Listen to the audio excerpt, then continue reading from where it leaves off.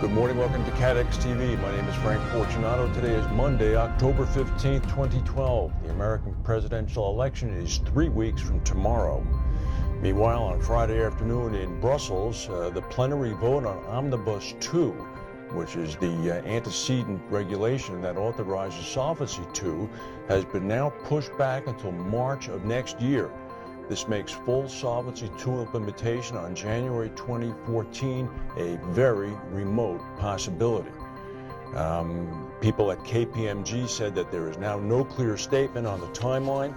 They also indicated that, in fact, it's now unknown whether we're talking about a delay of 1 year or 2 years for Solvency II implementation.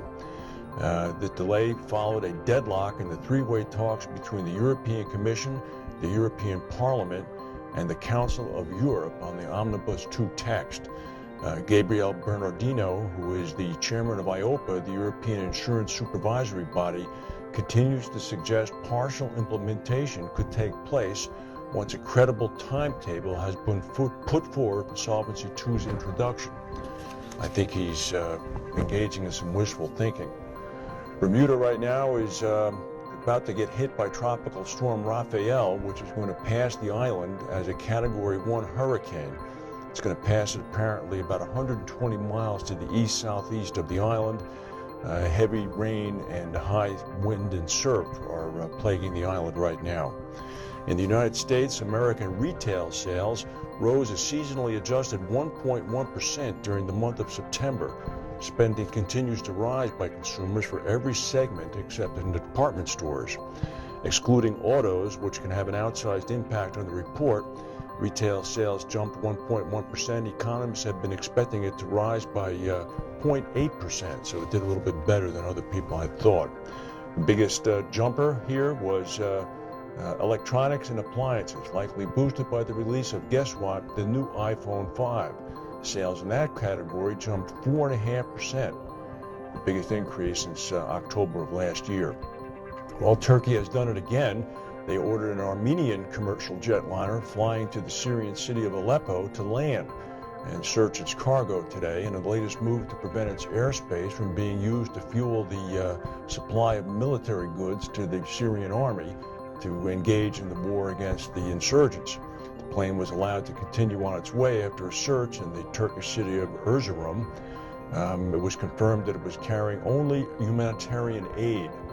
The plane that was stopped on Thursday, in fact, was eventually allowed to go on its way. That was the plane from Moscow to Damascus. And according to reports in the Wall Street Journal over the weekend, that plane was carrying spare parts for military radar systems. The Turks and the Syrians have now mutually closed their respective airspaces to each other. In the United States, off the coast of Georgia, actually on Saturday, there was a collision between two naval ships, a Navy submarine and an Aegis missile cruiser collided. The submarine was the nuclear-powered USS Montpelier, and the Aegis missile system ship was the USS San Jacinto. The accident occurred at about 3:30 p.m. Saturday during routine training operations, and no one was injured. Both ships are now back in port.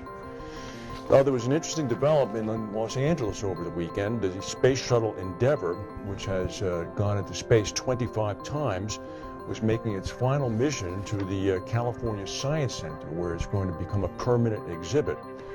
The Space Shuttle, which has a wingspan of some 78 feet and it stood 57 feet tall and is 122 feet in length, had to be transported on the back of a very, very large flatbed truck from the Los Angeles International Airport to the California Science Center.